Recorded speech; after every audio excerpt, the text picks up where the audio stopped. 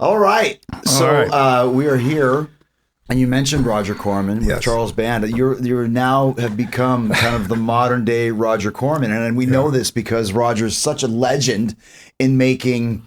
Do we call them B movies? Do we call them low budget movies? Exploitation movies. Exploitation I like that movies. more because that's what they are. Yeah, exploitation movies. That's what you would call them. Yeah. Yeah. So do you feel that now with Roger's passing that you've kind of hit the top of the list? Yeah, because there was an article years ago, I think it was in Newsweek, and they talked about me and Roger, and he was the king of schlock or something. I was the prince. This is a lot of years ago.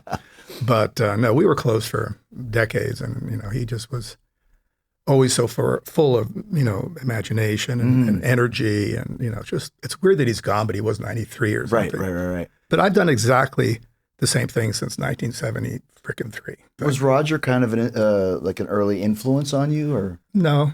Well, he was an influence in that he was a young guy who managed to make money in the very unforgiving theatrical business. Because when I started, that was it. That's where the money came from. So we were always the B side of a double bill.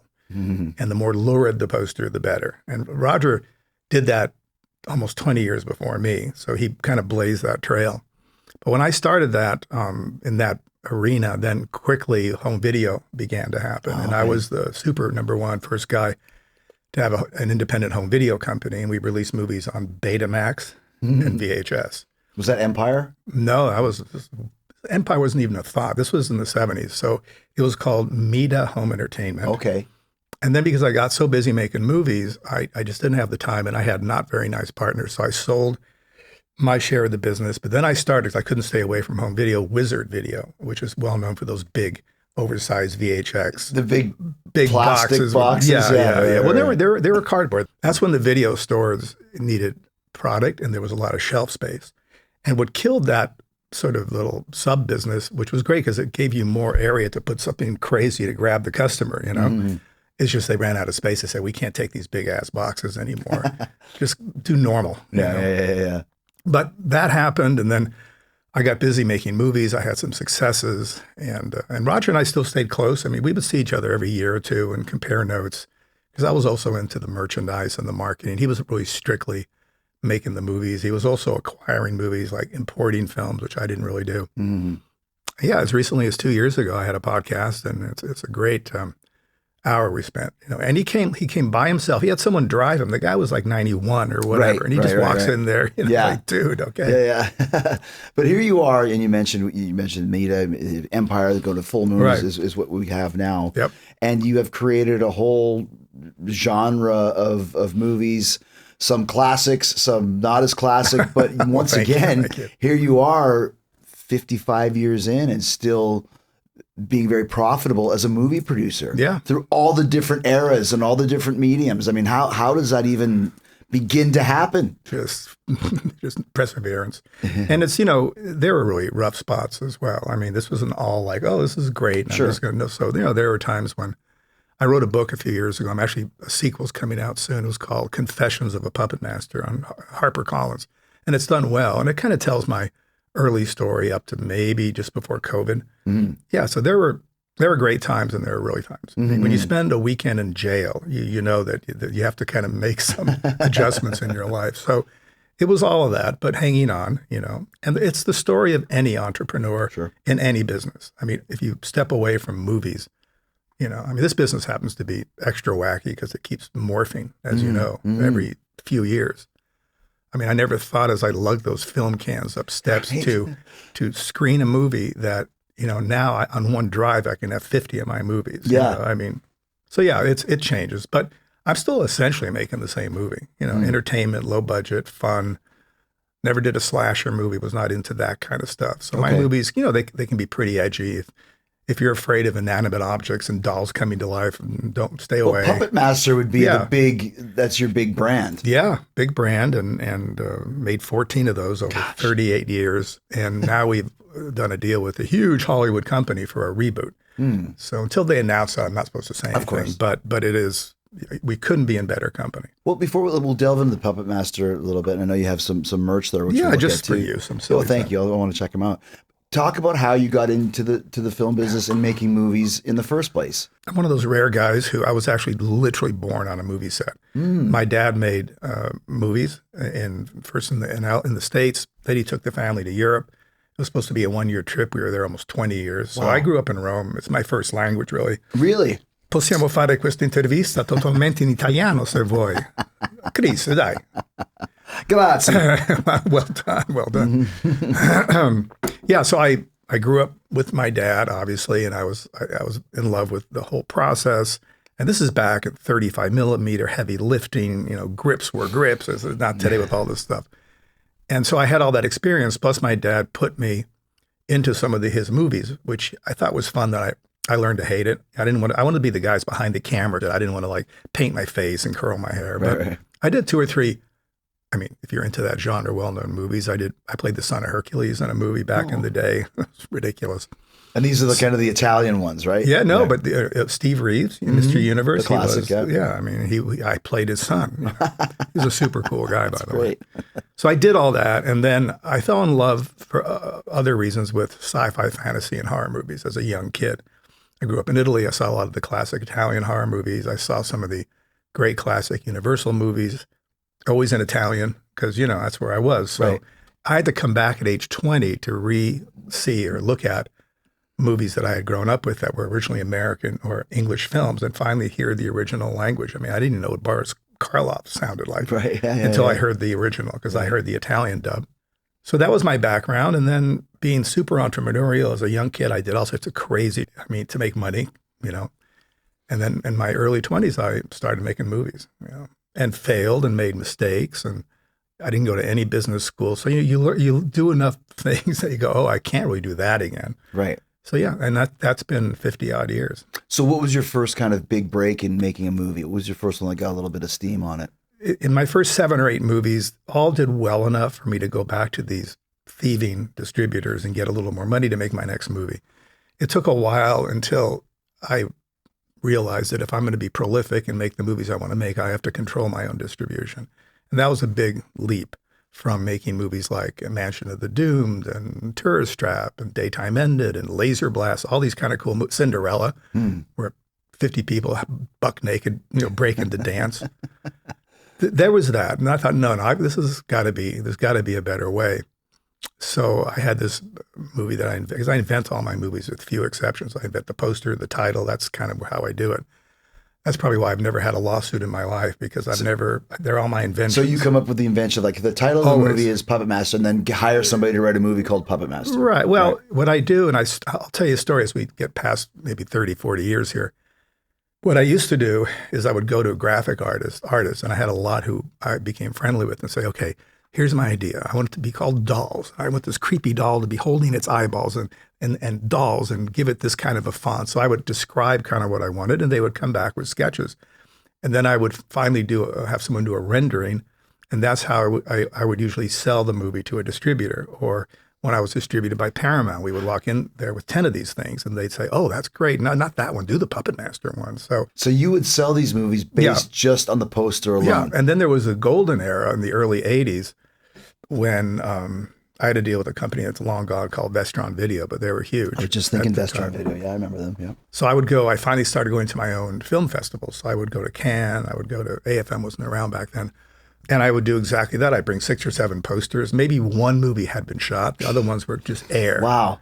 Well, but I had a reputation. They know I can make movies. It wasn't like I was just completely out of thin air.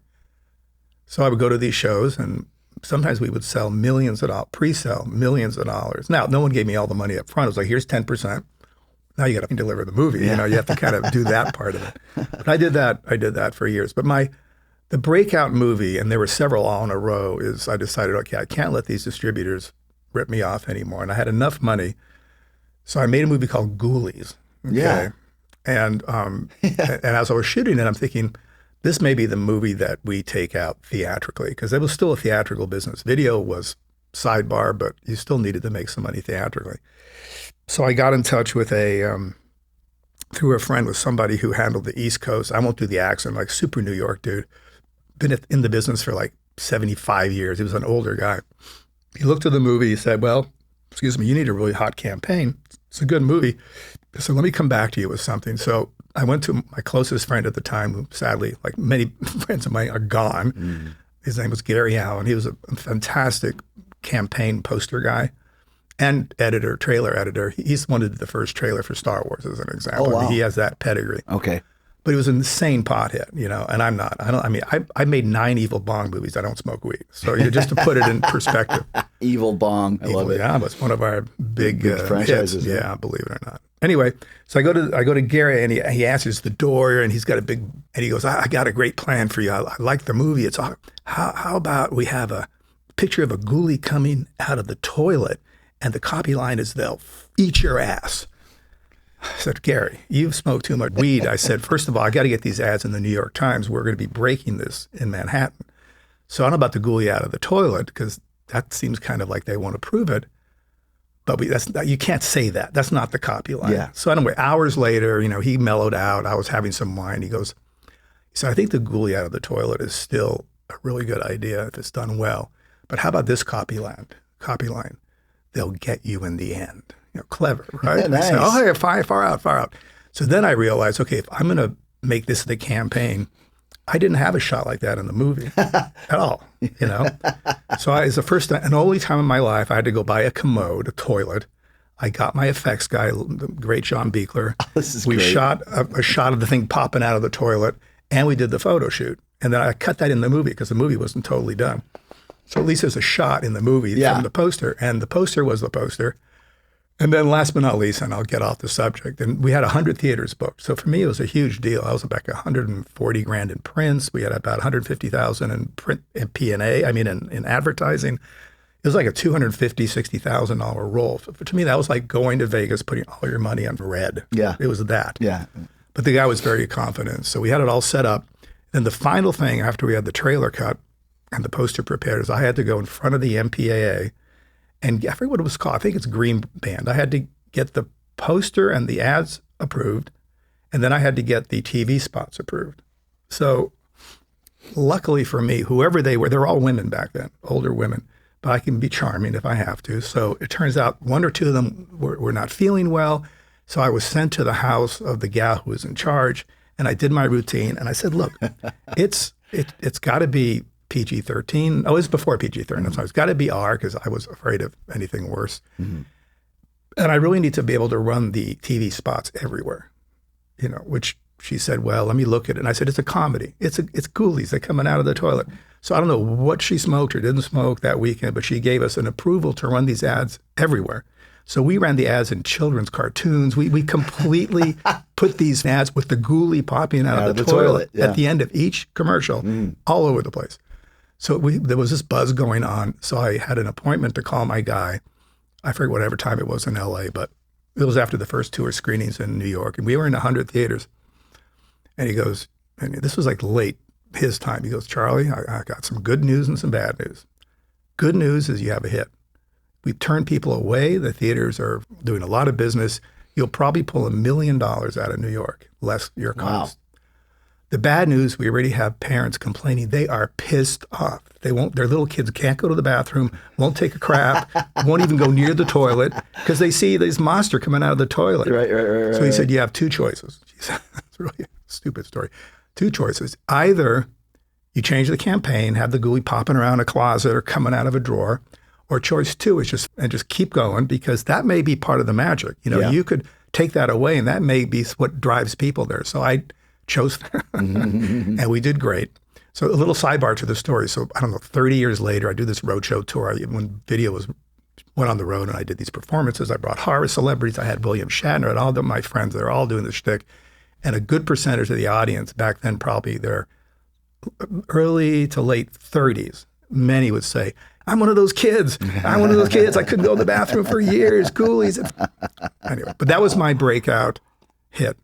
Well, it's funny because not to interrupt you, but I remember renting that movie. Yeah, right. Why?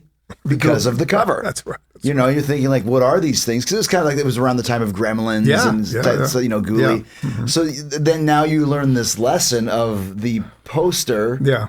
Or also too the movie box, because at the VHS, right. Sure, they're the same. That's what would stand out. That's all. So that's a real eye catcher, shall we say? Right. I learned many lessons for sure, but that allowed me suddenly a bankroll to just start making movies like a lot. And I haven't really stopped. I mean, there are ups and downs, definitely periods when things got crappy. You know, when the home video business died, which was not that long ago. Right.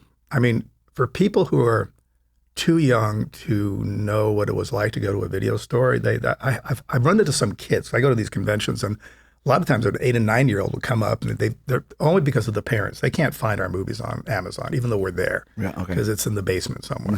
But their parents will say, "Hey, let's watch Puppet Master," and they get all, and they have questions. So, generally speaking, the fans are I don't know, average age, mid to late 30s. You know, they experience this, and older, way older, at their local video store. So it's tricky today to think, for a lot of young people, to understand what it was like when we went to the video store and there was the horror movie section, which was huge for me and for people like me, because that was the only place on earth, other than if you had missed it theatrically, and not all these movies played theatrically, practically none of mine, you could go to the video store. And it was really simple. If you wanted to see a horror movie, you went to the horror section. That was it. You didn't have to go Amazon and Netflix and Paramount Plus and Hulu and Shpulu and Tubi. You got to have a chart. And if you're sitting with your significant other, by the time you spent 20 minutes, figure out, you're just pissed off at each other. In the old days, it was just, you just went to the video store.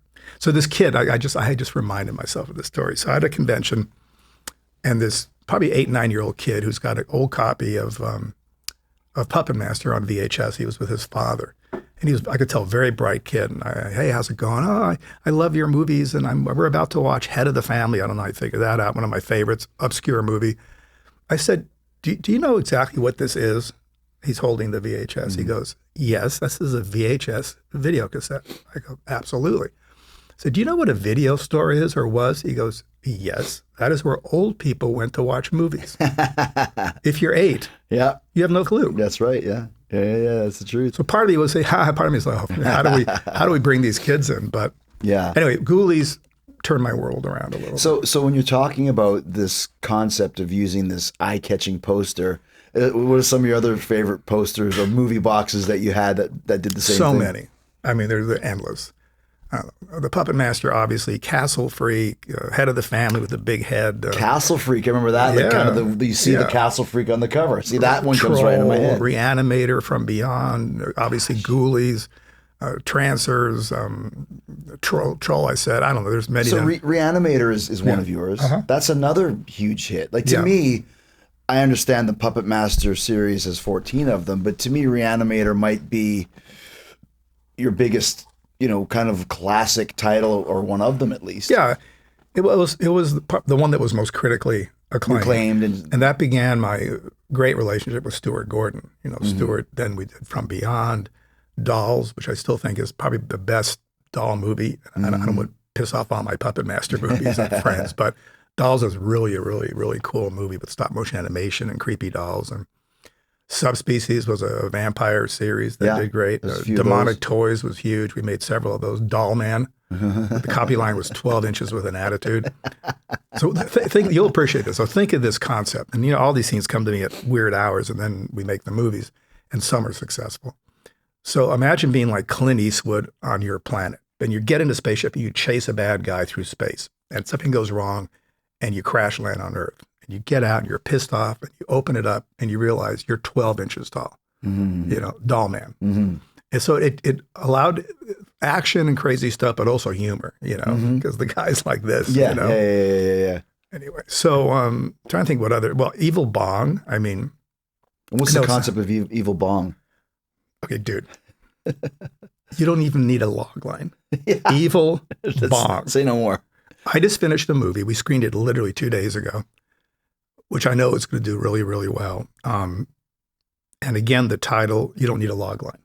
The title is Models versus Werewolves. Say no more. That's it. There's nothing worse than a movie title we don't know what it's about. No. This is not one of those. And this one turned out great because we got these, and the girls I cast, they're really talented, young. 3 of the 6 are these vertical stars, so they know their shtick. But it's written really well. So these are sort of vacuous, one of the girls dies and she's trying to post, she's got that humor. And we got Dee Wallace in the movie, who's, of course, a classic. Fans love her. So she did a cool cameo in the film. So No, the idea of the lurid poster, which when I started was a theatrical 30 by 40 poster, reduced down to the cover of a video cassette, Right. morphed a bit to the cover of a Blu-ray or a DVD. Now it's a little tricky because sometimes, even though we put the art up on these various sites, sometimes you can also scroll through the titles. Oh, it's this big too on your phone, right? Yeah. Well, think of it. When I was a kid and I went to these, I love going to see these weird movies. The poster was 30 by 40. Yeah. So you had some chick wrapped in tentacles and her boobies. You had everything. And then it kept getting reduced to now it's, as you said. And the worst thing is once in a while when you're scrolling, there's no art. It's just the title. So the title needs to be that clever. has to be the I don't know what's next. Well, let's talk about Puppet Master. I mean, that's obviously one of your big franchises. How did that start out, and how did you get 14 of them over the years? Well, I always say to people, if any of these movies we make, especially back in the video days, are successful, even marginally successful, we're making a sequel right away. I mean, but the characters all die. It doesn't matter. It's a prequel. Who the fuck? They come back. Exactly. They'll all reanimate them. Yes, exactly. So, the way Puppet Master, this is an interesting story. I had a company for years in the 80s called Empire. And we, again, that's the Re-Animator and From Beyond and Troll and Ghoulies. Trancers was a big Trancers was a big hit. Helen Hunt's first movie. In the early 80s, I did a movie called Parasite. It was Demi Moore's first film in 3D. Of course, as you do. Yeah. And anyway, so Empire ended for a bunch of reasons. I had a studio in Rome for 3 years, which was like being a mogul back in the 40s. I mean, it was the ex-Dino De Laurentiis' studio where he shot The Bible and Barbarella, 100 Acres, and for a brief period of time, I had the money and I had the connections and I bought it. And we shot a bunch of movies there, like Troll, like From Beyond and Dolls, and then like everything that seems good in the show business, and it ended for financial reasons. But then I had to sell Empire, got rid of Empire. So I needed to start a new label. And the label idea that seemed to make sense was Full Moon. And the problem with Empire is, the bank was very much involved in the financing and in the sort of green lighting of projects. And the whole idea is I wanted Empire to be my home for my movies. Yeah. But towards the end, because there were other independents who were having trouble finding distribution, they say, hey, help out this and distribute that and do us a favor. And they kind of pushed me to do that, which ultimately was obviously a big mistake. So I thought, all right, that's done. I survived with some titles. I'm alive. Let me start a new company. So I started Full Moon. And I needed a first movie. And I had been playing around with this idea of Puppet Master. I didn't even have the title yet. I just kept designing these weird characters that would be puppets, like the original 6-shooter I called, no, it was 6-shooter, but it was a samurai guy. It wasn't a cowboy guy. Anyway, I eventually went to my stop motion animator guy named Dave Allen, who I'd worked with going back to Laser Blast. And we kind of figured a way to make them all, correct for the 1940s, since it takes place in the 40s. And the Puppet Master has these stringless marionettes and blah, blah, blah. So we came up with this idea. I didn't have the name of the title. I didn't have the title yet. But it was time to meet with Paramount and sell them on my first movie and say, this is what we're making. And then for whatever reason, I had made a movie years before that called Dungeon Master with Richard Mall, who became famous with Night Court, and a bunch of cool directors. I thought, Dungeon Master, it seems like that has something good about Puppet Master. Just why not? And it's about a Puppet Master. So I went in there. They loved it. I made the movie in super fast. And it was one of the biggest. And these are the puppets come to life and do murderous things. Yeah, no, but they're basically good puppets. They kill Nazis. Okay. So they do murderous things, but they drill through Nazis. Cut and killing villains. Yeah. So that's kind of the basic theme. So it was such a hit in direct-to-video for Paramount. This was in 1990. This is the beginning when things were crazy, that I made a fantastic deal, even though it wasn't financially a good deal, because the more I got as an advance to make more movies, the more they took, until finally I was like, wait a minute, I'm just working for them. There's nothing left here. Yeah. But it was a 4-year run and made, I don't know how many, 40 movies. And what was cool is another close friend of mine who's recently gone is Stan Lee of Marvel Comics. Yeah. So Stan and I would hang out. And as a kid, back literally in the 60s, I would find, I bought all the early Marvels, Fantastic Four #1, the Hulk, Spider-Man. I was there on the newsstand, grabbing these things. And I loved the artwork so much. And I was a fan of science fiction and fantasy, and I loved what they were doing versus what DC used to be, sort of the old school Batman and Superman and Lois Lane. I like the new twisty stuff, but I couldn't figure out why I like certain artists and look forward to certain stories until Stan Lee back in the 60s created something at the back of each comic called Stan Lee's Soapbox. And what it was a little area where he said, hey, I'm glad you guys, it was like a fan base thing, which no one did. Glad you guys like Fantastic Four #1. Reed Richards this. And by the way, Steve Ditko is inking the new Spider-Man, and Jack Kirby is going to do the new Fantastic Four. And suddenly I was led into this little bullpen, literally, of the artists that work for Marvel that, sort of reported to Stan Lee. And I love that idea as a fan. So a million years later, I'm starting this big deal with Paramount. Puppet Master was great. We shot Subspecies. We shot Demonic Toys. I thought, well, I got to do the same thing. So I created what we called the Video Zone.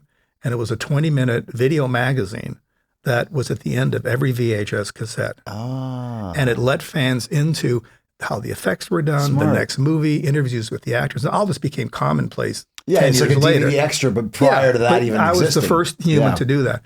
And people loved it. We'd be getting letters. Sometimes the letters would say, we just watched Subspecies 3, and it's not as good as the first one, but the Video Zone was great. When are you going to come out with Doll Man? So that was, and it was free to the fans, obviously. And you had to know to get to the end of the VHS to start the 20-minute program. And even Paramount, they said, well, how are we going to monetize? I said, it's for the fans. But because I was saying, you got to put a little blast on the box that says, watch for the Video Zone. So they eventually did that. And the only way they monetize is people were happier to rent more because they appreciated the movie, not that, because they said it cost us another 7 cents for the tape or some stupid conversation. So that was artwork, but it's all artwork. It's all the poster art, and it's still the same today. So Puppet Master, you release it, becomes a hit. How does that lead to 2 and 3 and 5 and 7 and 8? We kept making them as long as there was money. It's rare to hit something that does so well. It is. Generally speaking, my movies have done well, and what's cool is they really withstand the test of time because a lot of the movies that I made a long time ago are still popular today because they're sort of timeless. They're not like, oh, that's an 80s movie. They're kind of, I could have shot it yesterday. That's also because I never followed what everyone was doing back then was, you got to make a Friday the 13th movie. You got to make a slasher movie. You do a Halloween ripoff. And so I never made any of those movies. I just kept making my own weird-ass movies. Some of them I'm really proud of. Some of them didn't turn out like I would like. It's amazing though, like coming through in the 80s that you never did a slasher movie because that was the trope for and it would have been profitable and easy.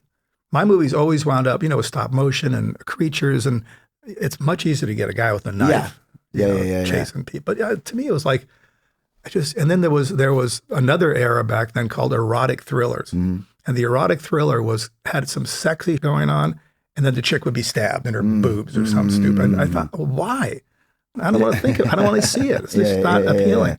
But no, that was also for a while. And I'm trying to think of the best example of an erotic thriller. But anyway. So when you're talking about the first Puppet Master in 1990.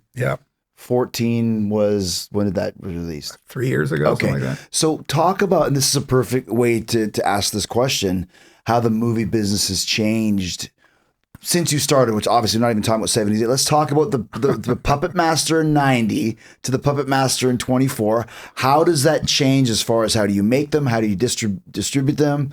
How do you cast them? If anyone sends money, send it to Chris because this is like better than going to film school. Okay, I'll give you the quick, and it doesn't have a happy ending. So it's sort of what do they say today? A warning, a trigger warning. Trigger warning, not a happy ending. All right, so starting in 1990, it was if you had talent and if you could make a credible exploitation movie. In my case, I can't talk about love stories or art films and if you found a distributor who was honest, you had a chance of recovering your probably $200,000 to $400,000 budget, which is what you needed to spend back then for anything credible. There was no shortcuts. It was 35 millimeter. We were miserly with little short ends. There was a whole process. Why were you able to make money if things worked out well is because the math was incredibly simple. It was VHS, and later maybe you would sell it to some TV local station, but there wasn't much money. This is before streaming and cable. So the way it would work is, just for simple math, VHS cassettes wholesale were about $30, $30. Now they came down eventually a bit. You mean talking about just to buy the actual tape Just to itself? buy the tape if you're a retailer. Gotcha. Remember, in the 70s, and I told you, the first home video company, the concept of rental did not exist. The few stores that were popping up, you want to buy French Connection? Well, it's $49.95. Yeah. It's yours forever. Yeah. And then a few years into that, stores started renting it for $3, $4. I figure if I rent it 20 times, I'm going to make money. For a while, the studios were pissed off. They sued these chains. Wow. Until they realized, well, wait, there's a whole bunch of money in this. So no sue. We'll go with you. So by then, that's where the money was. The retailer would buy these movies, sometimes 2 or 3 copies if they think would be a hit, rent them sometimes hundreds of times, and that's the model. So as a filmmaker, you knew that and I'll make Paramount as an example, but even if it was a smaller distributor, you made a movie, they shipped 30,000 units at $30 a pop, that's $900,000, less returns, less this, less a charge, less blah, blah, but maybe you netted $450,000 and you split with the studio, or there was some split.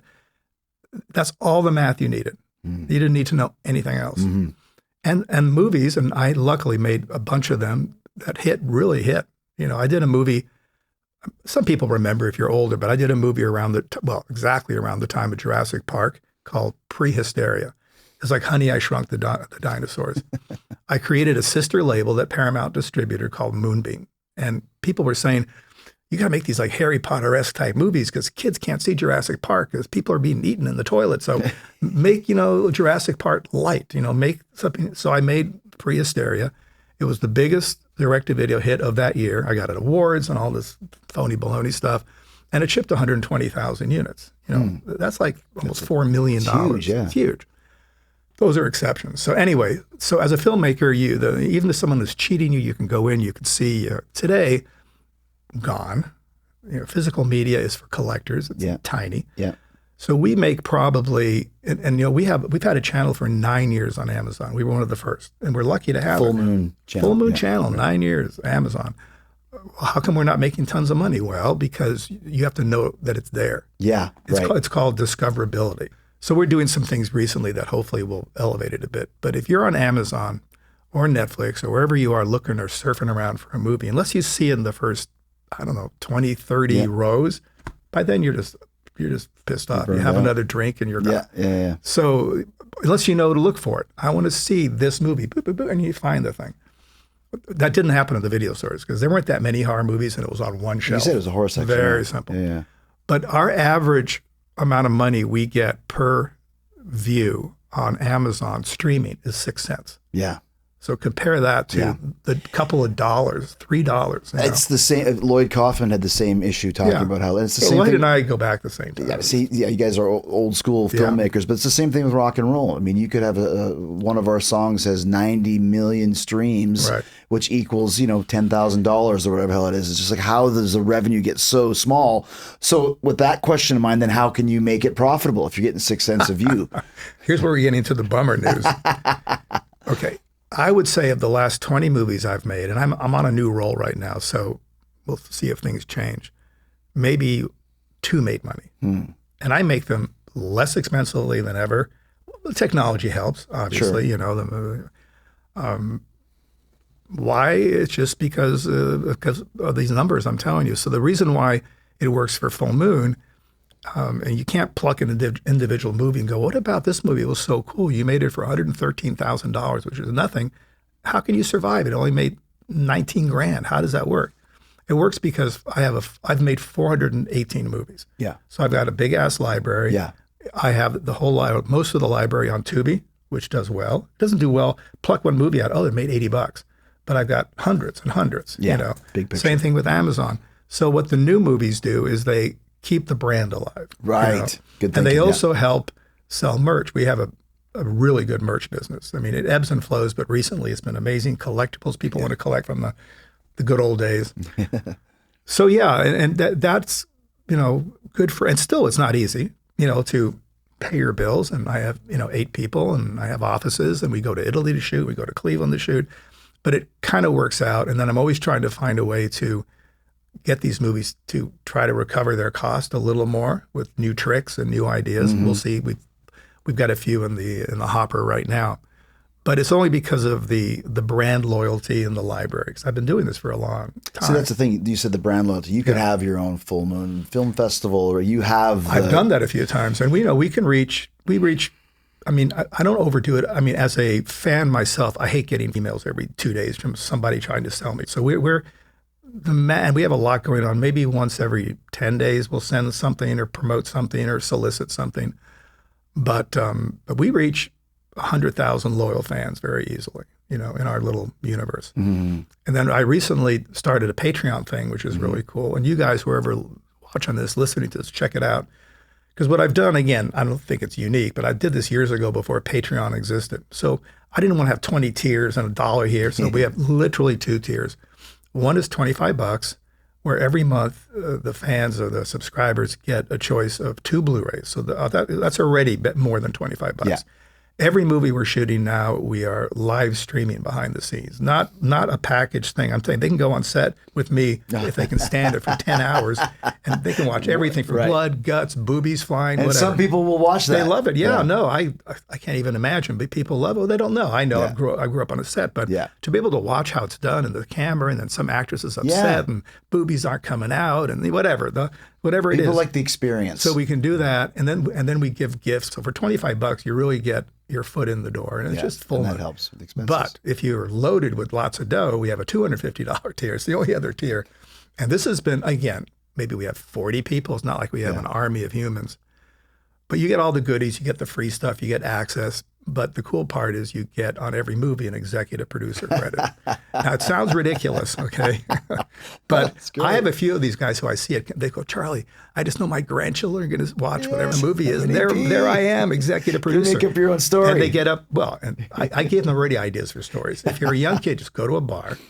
And when you're introducing yourself to a woman, if you still can, because people don't know how to talk to other people, they said, what do you do? You said, well, I'm many things, but I'm also an executive producer. And the chick would go, and you go, boop, boop, boop, boop, IMDb, here it is, check it out. Oh my God, you made Puppet Master 12? I did. Speaking of your merch, you've got some merch. Let's check some of this out. I'm going to move this. Yeah, I have, got here. Next time come to my office. Yeah. Because we have endless merch. I just, some oddball things. So obviously a Blade bobblehead is good. So this is the main guy. This is the main character of the Puppet Master. From the Puppet Master, right? Because I remember seeing this guy like on all the Blade. Here's another main bobblehead. guy. This is Torch bobblehead. Oh my gosh, this is great. See, this stuff is perfect for merch. Yeah, it is. Well, as they say in the old days, it's toyetic because most of my characters are just that. They're toys. They're puppets. Recently, we kind of cashed in on the Labubu, so we created LaBlade, which you can put on your backpack. It's a backpack charm. The Labubu. It's funny. I asked a fellow in my office who's been with me. All my guys have been with me for frickin' ever. Greatest team ever. I said, Bob, give me a smattering so I could bring it to the thing. So he had 3 of these bags full. I said, I can't walk in like an idiot. But anyway, then we have this really successful series. It's a blind box series called Tiny Terrors. It's all our main characters. You don't know what you're getting. Oh my gosh. We're almost sold out.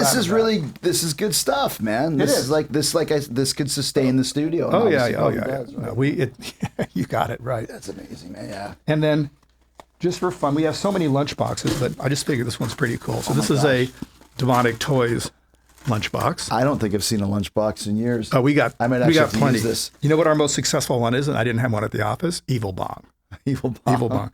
And then I've made almost 420 movies, and this is a catalog of maybe the top 100. Just you could leaf through it. And amazing. I've made some weird ass. So let me ask you, what's the difference between a demonic toy and a Puppet Master puppet? I beg your pardon. What's the difference?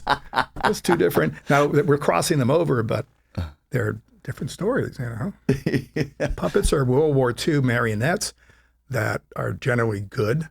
They kill Nazis and, they can avenge, whereas the demonic toys are, the lead demonic toy is, her name is Baby Oopsie, and she cusses her head off. Oh, okay. Anyway, you'll have to. I do like this, though. We got Evil Bong. Yeah. Evil Bong 2, King Bong. Yes. Evil Bong 3, The Wrath of Bong. Evil Bong 420, obviously. Gingerdead Man versus Evil Bong. Big one, because that's another series. Crossover, Gingerdead Man. Gingerdead Man, we've made 5 of those.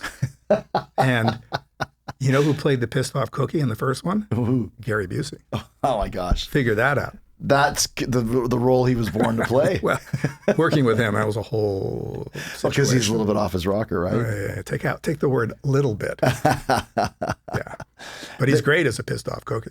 And then we've got Evil Bong High Five, Yep. Evil Bong 666, which I think Darcy was in one of that. She's been a couple. Yeah. Evil Bong 777, Evil Bong Infinity 8, and Evil Bong-a-thon. Yes.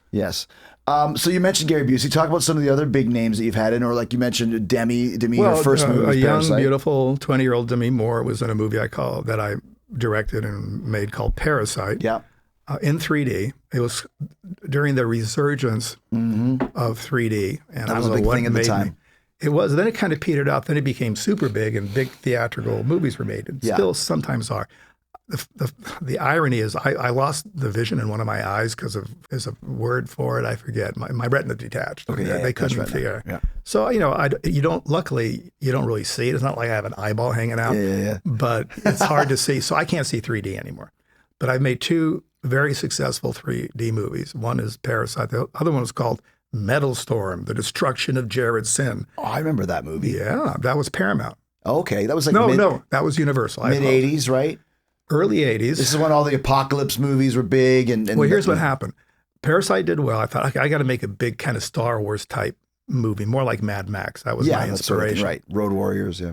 And came up with the idea and pieced it together. Had a really good cast. The co-lead was a young girl named Kelly Palzis.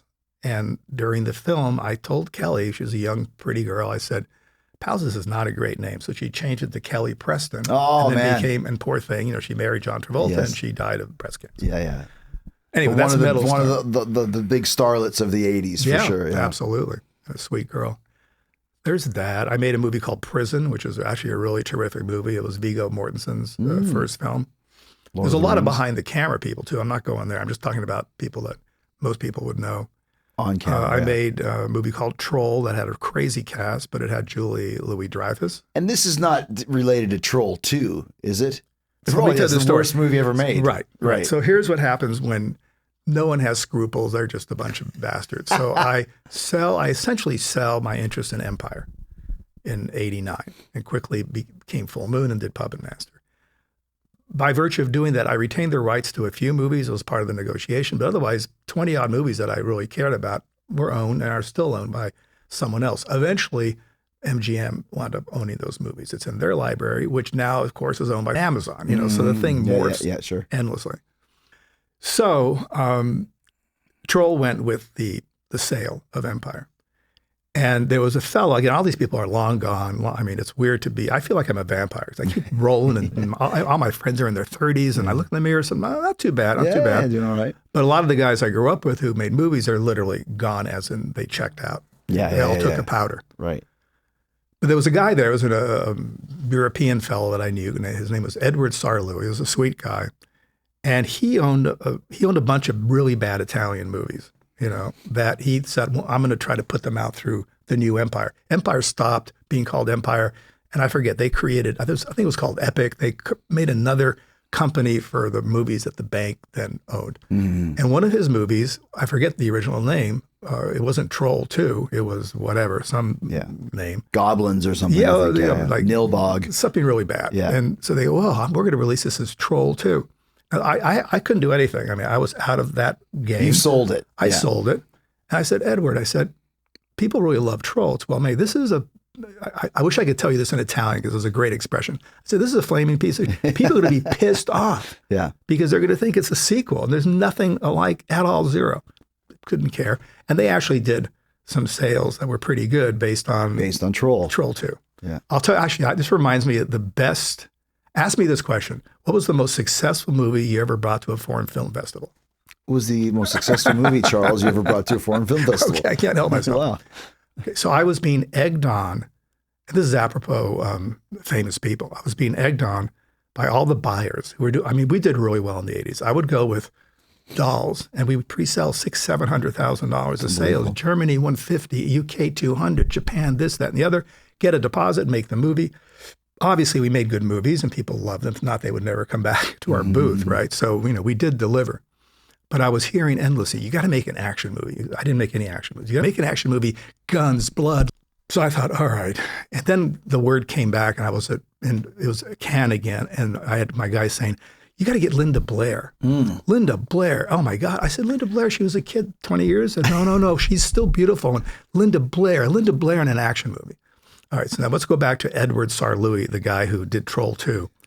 He also owned a bunch of films that were made in South America somewhere. I forget, maybe it was Argentina.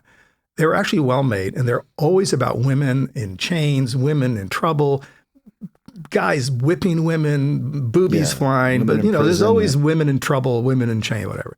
He said, I can sell you 2 of these movies for $10,000. He said, I've already sold Latin America, but I can't do much with them. Maybe you can cobble them together and make a movie.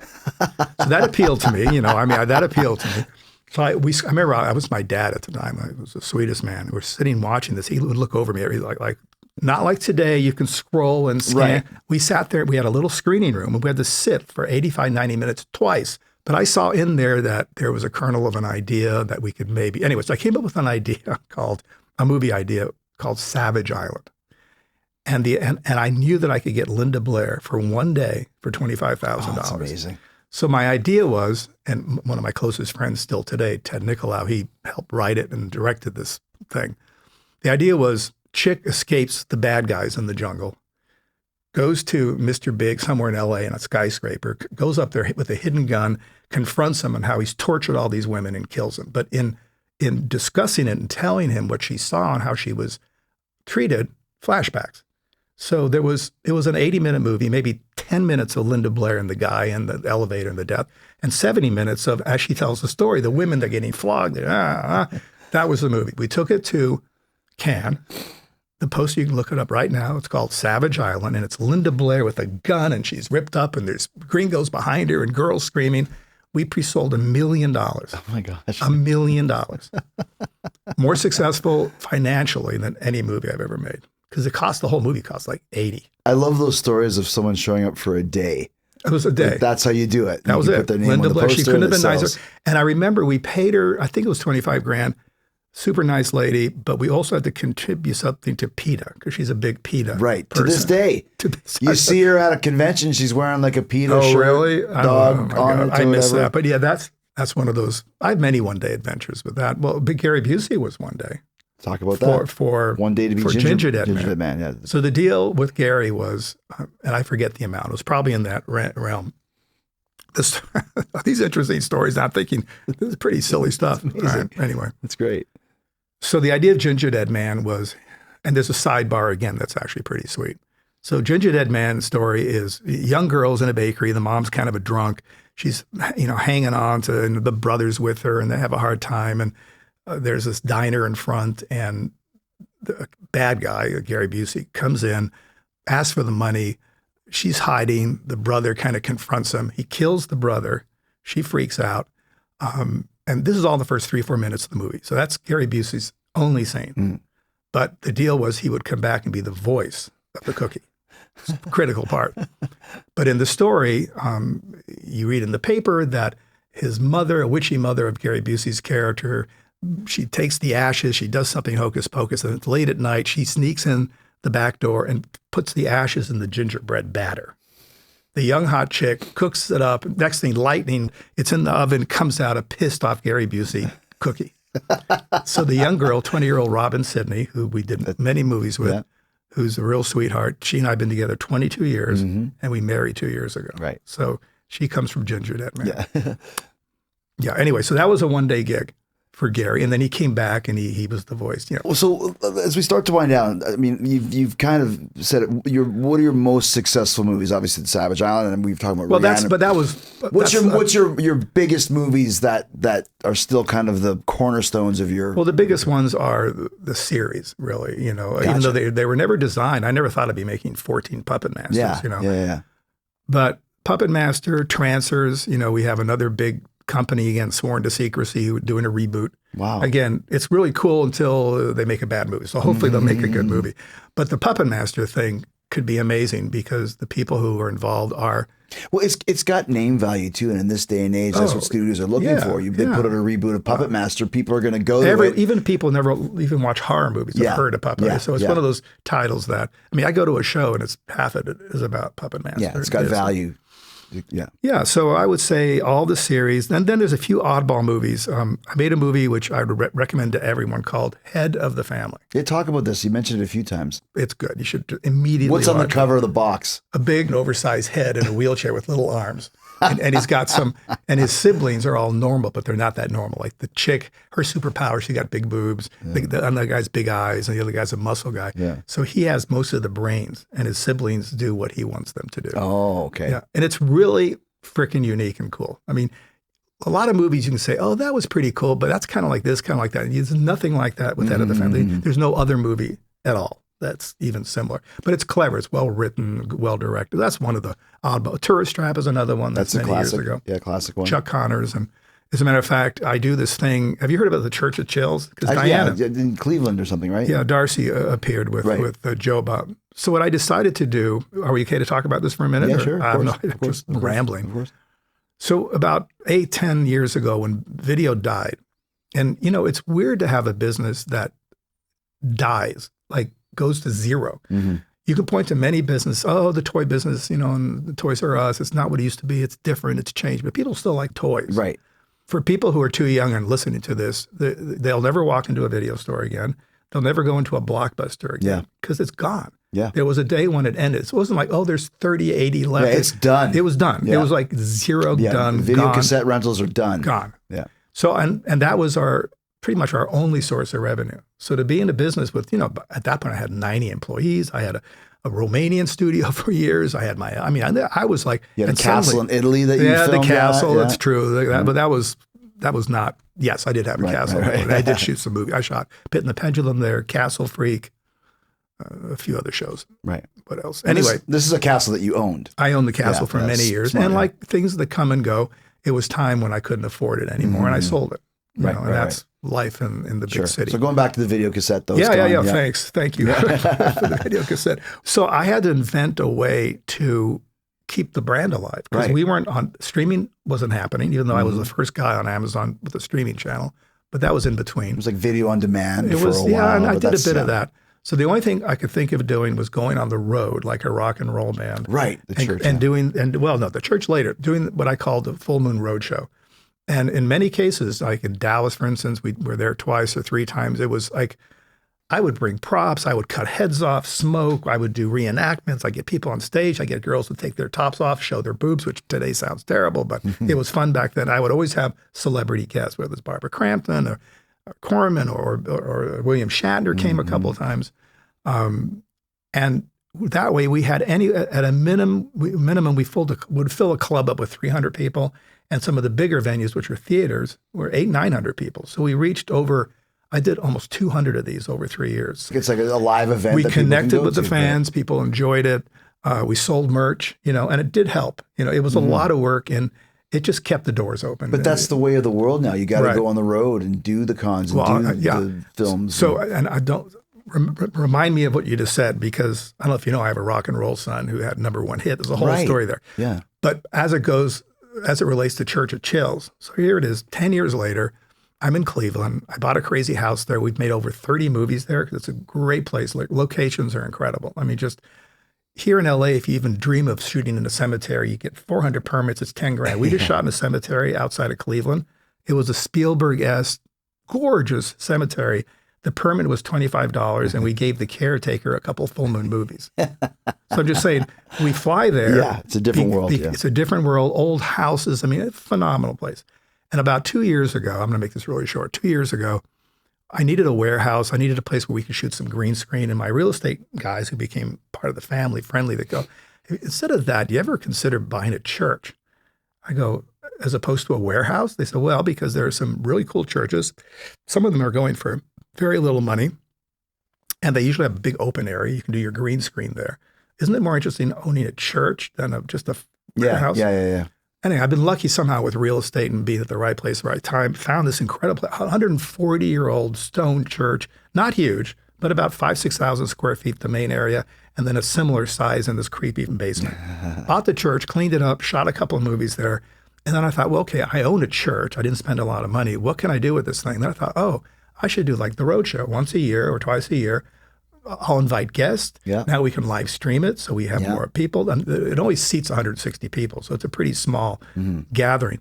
But the place is incredibly cool. So we did this now 3 times. The next one's coming up in That's great. October.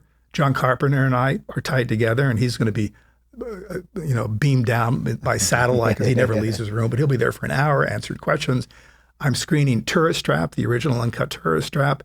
Every time we do that, I sell VHS cassettes of the movies just for the fans. Of course. Jocelyn Jones, who was the star of Tourist Trap, is coming. She's still around, and that's going to be cool.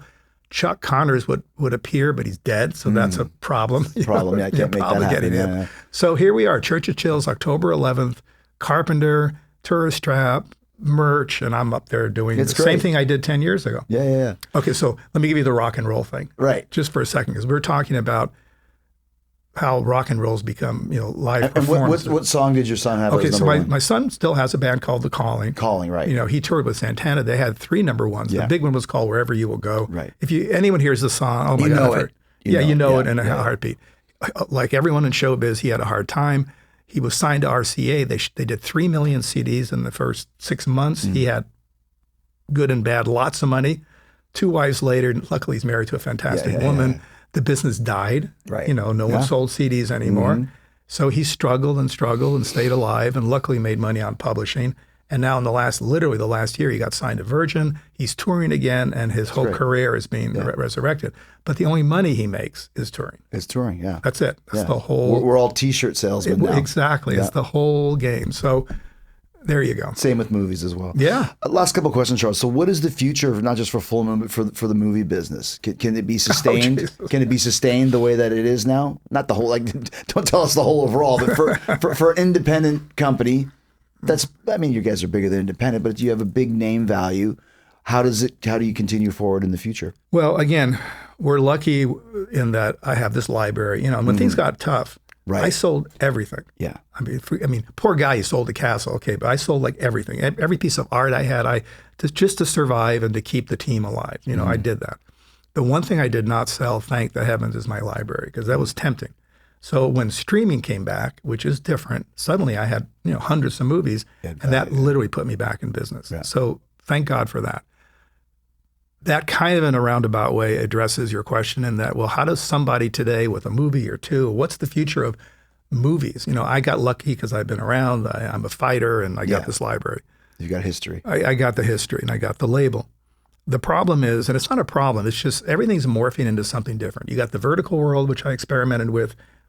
We'll see where that goes. I don't see that replacing. It's just another way people watch movies. We have a young audience that are on their phones way too much.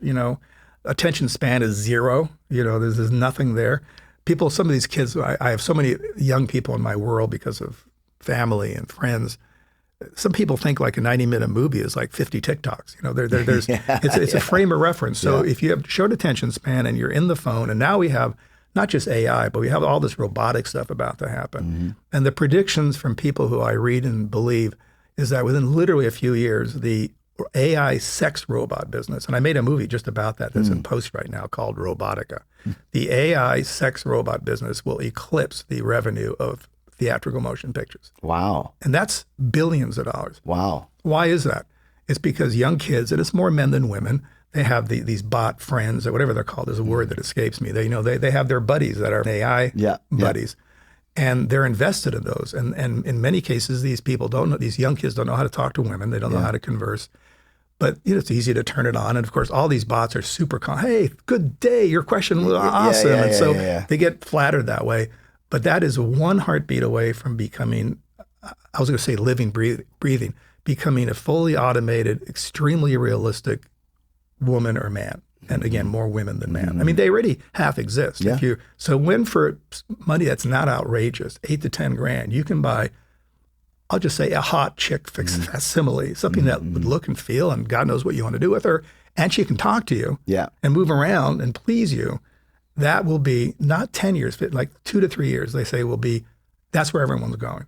which in a way is, I'm not saying this is good news, for people who lucky enough to have lived a longer life. But so what is entertainment anymore? The traditional feature, I believe, in the future as we know it, will be almost like theater is today. There will be screens. There'll be people who appreciate it. They'll generally be older. There'll be the guys who make these event movies, Christopher Nolan and Spielberg or Marvel, whoever it is. Yeah. But that's very limited. Far bigger will be 8 million ways to see a movie, to stream a movie, to download a movie, to implant a movie, to put goggles on, to look at the things. All that stuff is going to be, so it's a splintering in a million directions of entertainment of different shapes and sizes. So. Last question for you. What's the best movie you've ever made, you think? Oh, no. And what's the worst movie you ever made, do you think? Oh, God. It's hard, in a way, I've never pretended to be making amazing. I mean, I make fun entertainment. This is all this is. Never cracked up to be anything else. There's no real life lesson learned. It's like, good guys usually win, so I'm on the side of that.